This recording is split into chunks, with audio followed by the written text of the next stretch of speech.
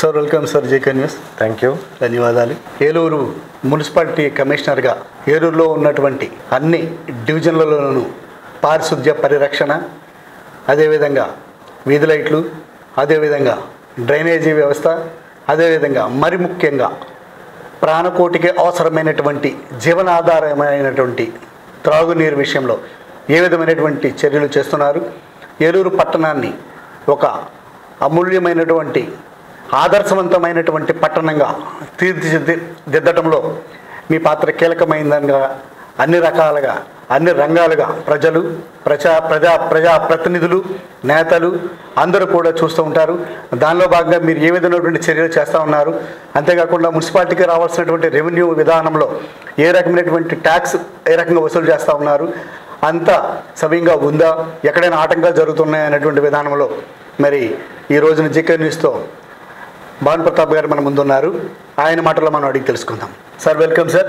ప్రస్తుత పరిస్థితుల్లో ఏ రకమైనటువంటి ఆలోచనలతో ముందుకెళ్తా ఉన్నారు? అదేవిధంగా ప్రభుత్వం చేస్తున్నటువంటి సంక్షేమ కార్యక్రమాలు అమలు విధానంలో ఏ రకంగా జరుగుతున్నాయి? అదేవిధంగా నేను చెప్పినటువంటి 4 అంశాలు, పారిశుధ్యం కానివ్వండి, లైట్లు కానివ్వండి, మరి ముఖ్యంగా డ్రింకింగ్ వాటర్ కానివ్వండి, ఏ రకంగా జరుగుతుంది? అందరికీ నమస్కారం అండి. నేను మున్సిపల్ కమిషనర్ ఏలూరు కార్పొరేషన్ మాట్లాడుతున్నాను. ఫస్ట్ ఆఫ్ ఆల్ గత 4 రోజుల నుంచి కూడా ఏలూరు కార్పొరేషన్ కమిషనర్గా విధులు నిర్వహిస్తూ ఉన్నాను.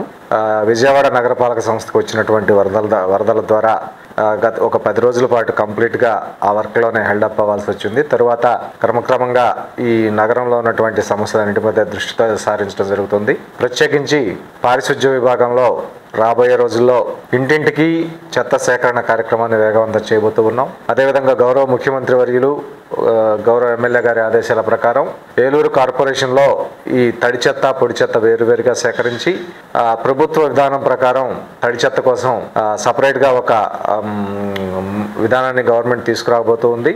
దానిలో పొడి చెత్త, తడి చెత్త సపరేట్గా వేరు చేసి ట్రీట్ చేసి 100% ఏది కూడా డంపింగ్ యార్డ్లో మిగలకుండా దాన్ని క్లియర్ చేయడం జరుగుతుంది. ఇప్పటిదాకా డంపింగ్ యార్డ్లో ఉన్నటువంటి లెగసీ వేస్ట్ ఏదైతే ఉందో ఈ లెగసీ వేస్ట్ని కూడా క్లియర్ చేస్తూ ఉన్నాం.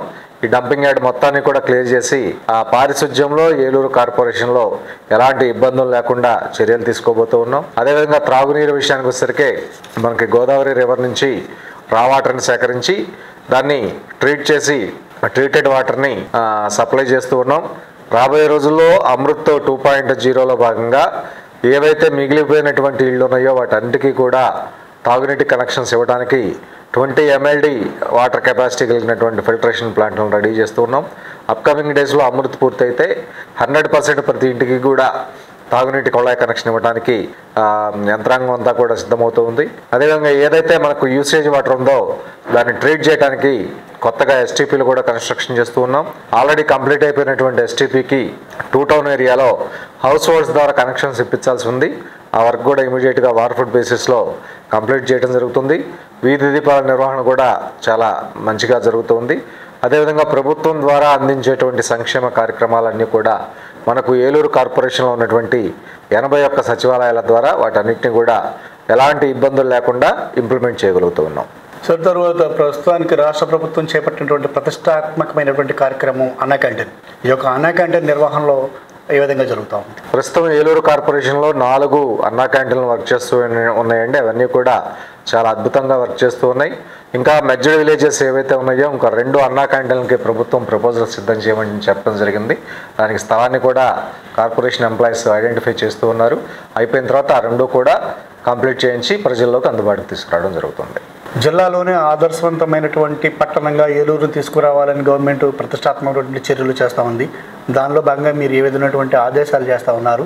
కింది స్థాయి అధికారులకు ఏ విధమైనటువంటి చర్యలు చేపడతా ఉన్నారు? ఆల్రెడీ నేను జాయిన్ అయిన దగ్గర నుంచి ఎంప్లాయీస్ అందరూ కూడా చాలా చక్కగా చురుగ్గా పనిచేస్తూ ఉన్నారు. ప్రతి వారం కూడా వాళ్ళకి బుధవారం నాడు రివ్యూ తీసుకోవడం జరుగుతుంది. అన్ని రకాలైనటువంటి అంశాల్లో ప్రత్యేకించి పన్ను వసూళ్ల దగ్గర నుంచి sanitation, water supply, town planning activities అన్నీ కూడా ప్రతి బుధవారం కూడా వాళ్ళ యొక్క పనితీరు విధానాన్ని, పని విధానాన్ని గ్రహిస్తూ ఉన్నాం. ఎవరైతే తక్కువ టార్గెట్స్ రీచ్ అవుతున్నారో విధించినటువంటి టార్గెట్ రీచ్ కాకుండా ఉన్నటువంటి వాళ్ళని గుర్తిస్తూ ఉన్నాం. వాళ్ళకి మెమోలు జారీ చేసి వాళ్ళ పనితీరు మెరుగుపోయేటట్టు చూస్తూ ఉన్నాం. ఆ విధంగా యావత్ సిబ్బంది యొక్క సేవలన్నింటినీ కూడా ప్రజానికానికి అందుబాటులోకి తీసుకొస్తాం. అదేవిధంగా ఏలూరులో ఉన్నటువంటి చేపల మార్కెట్లో కానివ్వండి, అదేవిధంగా పక్కనే ఉన్నటువంటి గొడ్డు మాంసం దుకాణాల్లో కానివ్వండి, విపరీతమైనటువంటి దుర్వాసన వస్తుందని ప్రజలు ఆ దుర్వాసన భరించలేనటువంటి పరిస్థితిలో ఉన్నారు. దానికి మీరేమంటారు? నిన్ననే గౌరవ ఎమ్మెల్యే గారు ఫిష్ మార్కెట్ ఏరియాను సందర్శించడం జరిగింది. అదేవిధంగా రిమైనింగ్ మార్కెట్స్ అన్ని కూడా విజిట్ చేసి అక్కడ ఇన్సానిటరీ కండిషన్స్ లేకుండా చర్యలు తీసుకోవడానికి ప్రణాళికలు రూపొందిస్తాం. అంతేకాకుండా 1వ డివిజన్లో ఈ రోజుకి 6 బయట మల విసర్జన చేస్తున్నటువంటి పరిస్థితులు అయితే ఎదురవుతున్నాయి. గతంలో కూడా కమిషనర్ దృష్టికి తీసుకొచ్చినటువంటి సందర్భాలు ఉన్నాయి. దాన్ని అరికట్టలేకపోతున్నారా, లేకపోతే అక్కడ ఏమన్నా సౌకర్యాలు ఏమన్నా లేకపోయాయా? దానికి మీరేమంటారు? యాక్చువల్లీ ఈ నగరంలో ఎక్కువగా పల్లె ప్రాంతాల నుంచి వచ్చేటువంటి జనాభా కోసం పీపీపీ మోడ్లో టాయిలెట్స్ కన్స్ట్రక్షన్ చేస్తూ ఉన్నాం. కొత్తగా 2 టాయిలెట్లు కూడా కన్స్ట్రక్షన్ చేయడానికి ఒక ఏజెన్సీకి అప్పగించడం జరిగింది. ఇంకా ఎక్కడైనా పబ్లిక్ టాయిలెట్స్ అవసరం ఉన్నాయని చెప్పి అనుకుంటే సర్వే చేయించి ఆ ప్రాంతంలో కూడా సైట్ ఐడెంటిఫై చేసి పీపీపీ మోడ్లో టాయిలెట్స్ కన్స్ట్రక్షన్ చేస్తాం. ప్రస్తుతానికి ఉన్నటువంటి టాయిలెట్స్ వాటి నిర్వహణ కానివ్వండి, వాటి పరిశుభ్రత కానివ్వండి సక్రమంగా నిర్వర్తించలేకపోతున్నారని చెప్పేసి అయితే ప్రజానికి అనుకుంటున్నారు సార్. దానిపై ఎలాంటి చర్యలు చేపడతా ఉన్నారు? ఎవరైతే ఏజెన్సీస్, ప్రైవేట్ ఏజెన్సీస్ ఈ టాయిలెట్ సరిగా మెయింటైన్ చేయట్లేదో, ఏదైనా కంప్లైంట్స్ ఇంతవరకు నేను వచ్చిన తర్వాత దాని మీద రిసీవ్ అవ్వలేదు. స్పెసిఫిక్ కంప్లైంట్స్ ఏదైనా వస్తే కనుక వాళ్ళ మీద చర్యలు తీసుకోవడం జరుగుతుంది. సార్, తర్వాత ఫుట్పాత్లపై వ్యాపారాలు పెట్టి బాటసార్లకు కానివ్వండి, ప్రజానికానికి కానివ్వండి ఆటంకం కలిగించే విధంగా ప్రతి ఒక్కరూ ఆ ఫుట్పాత్ల మీద చిన్న చిన్న వ్యాపారాలు పెట్టేసి అడ్డంకులు పెడుతున్నటువంటి పరిస్థితి, కనీసం బాటసార్లకు నడవడానికి కూడా లేనటువంటి పరిస్థితులు ఏర్పడుతున్నాయి. దాని మీద భవిష్యత్తులో ఏదైనా చర్యలు చేపడతారు? ఆల్రెడీ టౌన్ ప్లానింగ్ స్టాఫ్ కి క్లియర్ కట్ ఇన్స్ట్రక్షన్స్ ఇవ్వడం జరిగింది. ఈ ఫుట్పాత్ల మీద వచ్చేటువంటి టెంపరీ ఎంక్రోచ్మెంట్స్ నెట్టి పరిస్థితుల్లో అలౌ చేయము. అవన్నీ కూడా రోజువారీగా 1 టౌన్లో 2 టౌన్లో 2 వేరు టీమ్స్ ఫామ్ చేసి కంటిన్యూగా మానిటరింగ్ చేసే విధంగా ఏర్పాటు చేస్తాం.